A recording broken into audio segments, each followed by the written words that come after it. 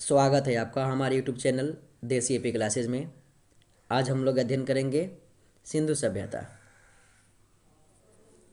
ध्यान दें, radio carbon C14 जैसी नवीन विश्लेषण पद्धति के द्वारा सिंधु सभ्यता की सर्वमान्य तिथि 2400 ईसा पूर्व से 1700 ईसा पूर्व मानी गई है।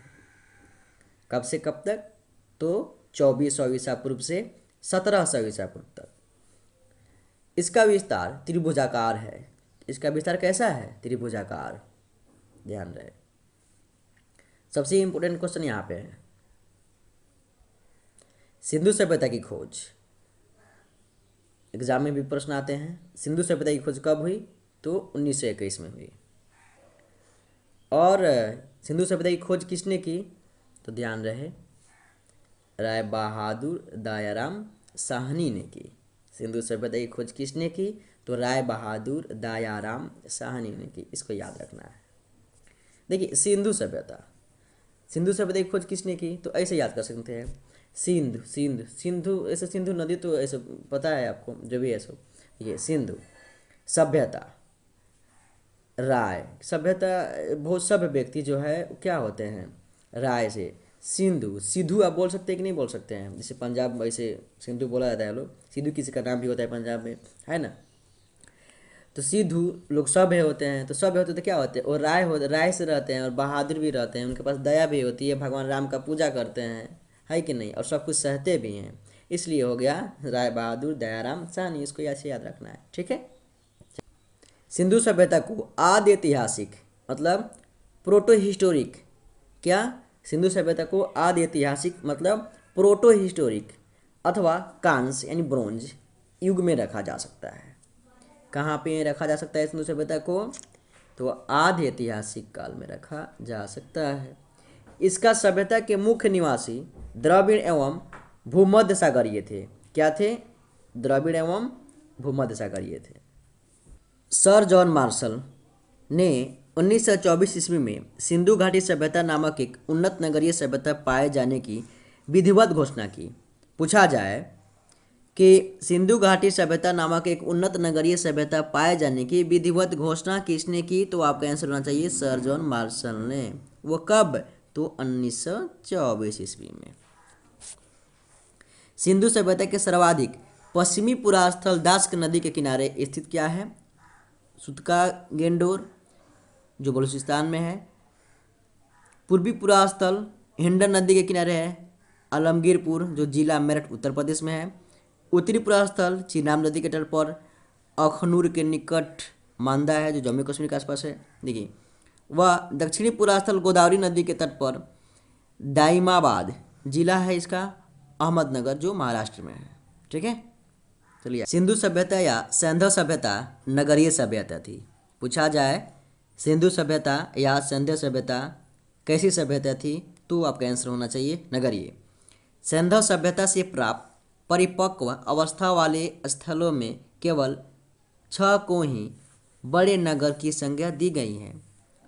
वे कौन कौन से हैं? पहला है मोहनजोदड़ो, दूसरा हड़प्पा, तीसरा गनवारीवाला, चौथा धौलावीरा, पांचवा राखीगढ़ी एवं छठा जो है कालीबंगन। ठीक है। चलिए, इसको याद कैसे करेंगे बड़े नगरों का? तो इसका भी चलिए देख लेते हैं, याद कीजिएगा। मोह गन मतलब लोग होता है, छोड़िए। अगला है स्वतंत्रता प्राप्ति के बाद हड़प्पा संस्कृति के सर्वाधिक स्थल गुजरात में खोजे गए। कहाँ खोजे गए? गुजरात में खोजे गए। एक नोट दिया गया है, सिंधु घाटी सभ्यता का सबसे बड़ा स्थल मोहनजोदड़ो है। यहाँ ये बहुत इंपॉर्टेंट क्वेश्चन है। सिंधु घाटी सभ्यता का सबसे बड़ा स्थल कौन सा है? तो मोहनजोदड़ो। जबकि भारत में इसका सबसे बड़ा स्थल राखीगढ़ी। कहाँ? राखीगढ़ी जो घग्गर नदी है, जो हरियाणा के जिंद जिला में स्थित है। कहाँ स्थित है? हरियाणा के जिंद जिला में। इसकी खोज 1969 में किसने की? सूरजभान ने की। किसने की? सूरजभान ने की। लोथल एवं सुतकोटदा, लोथल एवं सुतकोटदा ऐसे लिखा हुआ है। अगला है लोथल एवं सुतकोटदा क्या था? तो सिंधु सभ्यता का बंदरगाह था। सिंधु सभ्यता का बंदरगाह था। जूते हुए खेत और नक्काशीदार ईंटों के प्रयोग का साक्ष्य कालीबंगन से प्राप्त हुआ है। कहाँ से? कालीबंगन से। मोहनजोदड़ो से प्राप्त स्नानागार संभवतः संधव सभ्यता की सबसे बड़ी इमारत है। तो संधव सभ्यता की सबसे बड़ी इमारत क्या है? तो स्नानागार, जिसके मध्य स्थित स्नान कुंड 11.88 मीटर लंबा, कितना? 11.88 मीटर लंबा, 7.01 मीटर चौड़ा एवं 2.43 मीटर गहरा है। इसको ध्यान में रखना है, पूछा जा सकता है एग्जाम में। अग्निकुंड लोथल एवं कालीबंगन से प्राप्त हुए। अग्निकुंड कहाँ कहाँ से प्राप्त हुए? तो लोथल एवं कालीबंगन से प्राप्त हुए। मोहनजोदड़ो से प्राप्त एक शिल पर 3 मुख वाले देवता, 3 मुख मतलब 3 मुंह वाले देवता, जिनको पाशुपतिनाथ भी बोला जाता है, की मूर्ति मिली है। उनके चारों ओर हाथी, गेंडा, चीता एवं भैंसा विराजमान है चारों तरफ। ध्यान दें। जोदड़ो, मोहनजोदड़ो से नर्तकी की एक कांस्य मूर्ति मिली है। हड़प्पा की मोहरों पर सबसे अधिक एक श्रृंगी पशु का अंकन मिलता है। क्या मिलता है? एक श्रृंगी पशु। क्या मिलता है? एक श्रृंगी पशु का मिलता है।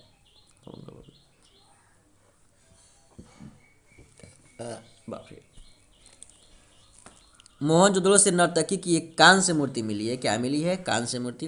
हड़प्पा की मोहरों पर सबसे अधिक एक श्रृंगी पशु का अंकन मिलता है। यहाँ से प्राप्त एक आयताकार मोहर में स्त्री के गर्भ से निकलता पौधा दिखाया गया है। क्या? निकलता हुआ पौधा। कहाँ से? तो स्त्री के गर्भ से। मनके बनाने के कारखाने लोथल एवं चंदोड़ों में मिले हैं। क्या बनाने के? मनके बनाने के कारखाने कहाँ कहाँ मिले हैं? तो लोथल एवं चंदोड़ों में मिले हैं। ओके। सिंधु सभ्यता की लिपि भाव चित्रात्मक है। क्या है? भाव चित्रात्मक है। यह लिपि दाईं से बाईं ओर लिखी जाती थी। पूछा जा सकता है कि सिंधु सभ्यता की लिपि जो है कैसे लिखी जाती थी, किस प्रकार से? तो दाईं से बाईं ओर लिखी जाती थी। दाईं से बाईं ओर लिखी जाती थी। जब अभिलेख एक से अधिक पंक्तियों का होता था तो पहली पंक्ति दाईं से बाईं और दूसरी पंक्ति बाईं से दाईं ओर लिखी जाती है। इसको ध्यान। तो दाईं से बाईं न हो करके उसको बाईं से दाईं लिखी जाती थी। ओके, चलिए नोट है यहाँ पे। लेखन कला की उचित प्रणाली विकसित करने वाली पहली सभ्यता सुमेरिया की सभ्यता थी। कौन सी थी? सुमेरिया की सभ्यता। क्या? तो लेखन कला की उचित प्रणाली विकसित करने वाली पहली सभ्यता सुमेरिया की सभ्यता थी। सिंधु सभ्यता के लोगों ने नगरों तथा घरों के विन्यास के लिए ग्रिड पद्धति अपनाई। क्या अपनाई? ग्रिड पद्धति अपनाई। देखिए, घरों के दरवाजे और खिड़कियां सड़क की ओर न खुलकर पिछवाड़े की ओर खुलते थे, मतलब सामने न खुल कर के पीछे की तरफ खुलते थे। केवल लोथल नगर के घरों के दरवाजे मुख्य सड़क की ओर खुलते थे, जो मेन सड़क थे उसी की तरफ खुलते थे, बाकी सब पीछे की तरफ खुलते थे। सिंधु सभ्यता में मुख्य फसल कौन कौन सी थी? तो मुख्य फसल थी गेहूं और जौ। ये प्रश्न पूछा जाता है बराबर एग्जामों में, इसको ध्यान रखनी है आपको। सिंधु सभ्यता में मुख्य फसल कौन कौन सी थी? तो गेहूं और जौ। आगे देखते हैं। सैंधववासी मिठास के लिए शहद का प्रयोग करते थे। किस चीज़ का प्रयोग करते थे? शहद का। कौन वासी? सैंधववासी। ध्यान दें। मिट्टी से बने हल का साक्ष्य बनमाली से मिलता है। कहाँ से मिलता है? बनमाली से मिलता है। ओके। रंगपुर एवं लोथल से चावल के दाने मिले हैं। क्या मिले हैं? चावल के दाने, जिनसे धान की खेती होने का प्रमाण मिलता है। चावल के प्रथम साक्ष्य लोथल से ही प्राप्त हुए हैं। सुरकोतदा कालीबंगन एवं लोथल से संध्याकालीन घोड़े के अस्थि पंजर मिले हैं। क्या मिले हैं? घोड़े के अस्थि पंजर। तौल की इकाई संभवतः 16 के अनुपात में थी। किस अनुपात में थी? तो 16 के। इसको ध्यान रखना है। सिंधु सभ्यता के लोग यातायात के लिए 2 पहिए एवं 4 पहियों वाली बैलगाड़ी या भैंसा गाड़ी का उपयोग करते थे। बैलगाड़ी या भैंसा गाड़ी। आगे है सिंधु काल में विदेशी व्यापार, आयातित वस्तुएं और परदेश। इसको समझ लेते हैं। ये तांबा क्या है? तांबा, तांबा तांबा तांबा। ऐसे तांबा, तो जब तांबा बोले तो आपको तो ख्याल आ गया होगा तांबा का। तो ध्यान दे इसमें क्या करनी है आपको। तांबा खेत, और है बलूचिस्तान, इसको कह दीजिए बालू। ओमान है तो कह दीजिए आम। क्या कह सकते हैं इसको? आम। ठीक है। तो देखिए तांबा, अरे आपके खेत में तो बालू है, उसी बालू में आम रोपा गया है आपका जो भी है, और वो तांबा से घेरा गया है। याद आ गया ना? समझ में आ गया? तो तांबा की वस्तुएं खेत, बालू और आम, इसे कोरिलेट कर लीजिए। जैसे कि खेत में बालू भी है और बालू में आपका जो है आम का पेड़ लगाया गया है जो तांबा से चारों तरफ से घेरा हुआ है। बात समझ में आई? चलिए अगला है चांदी। अफगानिस्तान और ईरान प्रदेश में उसका आयात थी वो। देखिए चांदी क्या है? चांदी, चांदी बोले तो चांदी तो ऐसे तो दिमाग में आ ही जाएगा, चांदी। तो देखिए अफगानिस्तान क्या लिखा हुआ है? अफगानिस्तान और ईरान। देखिए अफगान कह दीजिए इसको, अफगान। अफगान, जब अफगान आ गया तो अफगान के साथ इसको ईरान कह दीजिए। अफगान ईरान कोरिलेट हो गया चांदी के साथ। Afghan Iran, Afghan Iran, Afghan Iran कहिए, अफगान ईरान ऐसे बोलिएगा तो याद हो जाएगा। जैसे हम यहाँ पे लिख रहे हैं अफगानी रान, ऐसे बोलिए। क्यों? क्योंकि अफगानी से हो जाएगा अफगानिस्तान और रान से हो जाएगा ईरान, इसलिए हो गया अफगानी ईरान। मतलब चांदी का चांदी आयातित वस्तु कहाँ से थी? तो अफगानिस्तान और ईरान से, यानी अफगानी ईरान। बात समझ में आई? ओके। अगला है सोना। सोना, अब आप गोल्ड समझ जाइए या स्लीप, मतलब सोना रात में जो हम लोग सोते हैं वो समझ जाइए, कोई फर्क नहीं पड़ने वाला है। इसको क्या करेंगे, इसमें तो अफगानी ईरान तो है है, देखिए है यहाँ पे अफगानी ईरान, तो अफगानी ईरान तो इसमें है, इसमें भी है। चांदी का अफगानी ईरान तो अलग चीज़ हो गया, लेकिन एक सोना का, तो सोना चांदी तो साथ ही में लोग जनरली बोलते हैं, तो दोनों तो कॉमन है, इसलिए अफगानी ईरान इसमें भी कॉमन होगा। तो अफगानी ईरान। अब है कर्नाटक। क्या है? कर्नाटक। तो ध्यान दें, अफगानी ईरान जो थे ना सोना के लिए बहुत नाटक कर रहे थे। क्या कर रहे थे? नाटक कर रहे थे। तो कर्नाटक, तो नाटक आ जाएगा ऐसे ही ना, तो सोना के लिए हमारा क्या हो जाएगा? अफगानी ईरान कर्नाटक, मतलब नाटक कर रहे थे अफगानी ईरान। अगला है टीन। क्या है? टीन। टीन तो बोले तो आपको तो ख्याल आ गया होगा, टीन तेल वाला टीन, जैसे भी हो टीन। देखिए वो भी है अफगानिस्तान या और ईरान, वो भी वैसे ही भी बोल सकते हैं अफगान ईरान। तो ध्यान रखना है चांदी, सोना और टिन। चांदी, सोना और टिन, इसमें कॉमन है अफगानिस्तान और ईरान, यानी अफगानी ईरान, अफगानिस्तान ईरान। चांदी का अफगानिस्तान ईरान हो गया और सोना का हो गया अफगानी और ईरानी। आपका जो है सोना के लिए क्या कर रहे थे? नाटक कर रहे थे, तो कर्नाटक आ जाएगा उसमें। और टीन, टीन भी वही होगा, अफगानिस्तान और ईरान तो अफगानी ईरान, अफगानी ईरान हो गया। ठीक है। देखिए एक है गोमेद। गोमेद, गो मतलब जाओ, ऐसे गो, जो गो आ गया तो गोमेद आप बोल सकते हैं। जाओ, कहाँ जाओ भाई? तो सौर ऊर्जा के खोज के लिए जाओ अपने अपने राष्ट्र में, तो सौराष्ट्र हो गया। जाओ, कहाँ जाओ? सौराष्ट्र जाओ, अपने अपने सौर सौर सेल के लिए आप खोजने के लिए जाओ राष्ट्र में अपने अपने। देखिए लाजवर्त, लाज, लाज तो आता है कि नहीं? सबको सबको लाज आता है भाई, तो लाजवर्त। देखिए लाजवर्त, इसका है मेसोपोटामिया। देखिए मेसो से आप मिस बोल सकते हैं, और मिस हो गया ना, मिस। और आप एक और बोल सकते हैं मियाँ। क्या बोल सकते हैं? मियाँ। ध्यान दीजिए, मियाँ। तो लाज, तो मिस और मियाँ एक दूसरे से लजा रहे थे, नहीं शर्मा रहे थे, तो लाजवर्त आ गया। तो कौन कौन? तो मिस, मियाँ। तो मतलब तो मतलब हो जाएगा मेसोपोटामिया। मिस तो मेसोपोटामिया, ऐसे याद आ जाएगा। ठीक है ना? अगला है शीशा। क्या है? शीशा। हम ऐनक में देखते हैं, ये होता है ऐनक, शीशा, शीशा। ईरान। क्या है? ईरान। तो कोई बात नहीं है कि ये सिंपल सा है। शीशा हम लोग खरीदने के लिए ईरान चले गए। कहाँ चले गए? ईरान चले गए। मुझे तो लगता है क्लियर हो गया होगा। नहीं क्लियर हुआ होगा, फिर से इस वीडियो को दोबारा यहाँ से पीछे करके आप देख सकते हैं, ज़्यादा बेहतर समझ में आ जाएगा आपको। मेसोपोटामिया के अभिलेखों में वर्णित मेलुहा शब्द का अभिप्राय है। किस शब्द का है? तो मेलुहा शब्द। संभवतः हड़प्पा संस्कृति का शासन वणिक वर्गों के हाथों में था। किन वर्गों के? तो वणिक वर्ग के हाथों में था। पिगट ने हड़प्पा एवं मोहनजोदड़ो को एक विस्तृत साम्राज्य की जुड़वा राजधानी कहा। किसने कहा? तो पिगट ने। किसको? हड़प्पा एवं मोहनजोदड़ो को। सिंधु सभ्यता के लोग धरती को उर्वरता की देवी मानकर उसकी पूजा करते थे।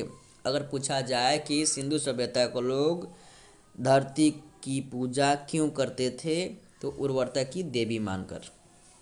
वृक्ष पूजा एवं शिव पूजा के प्रचलन के साक्ष्य भी सिंधु सभ्यता से मिलते हैं। कहाँ से मिलते हैं? सिंधु सभ्यता से।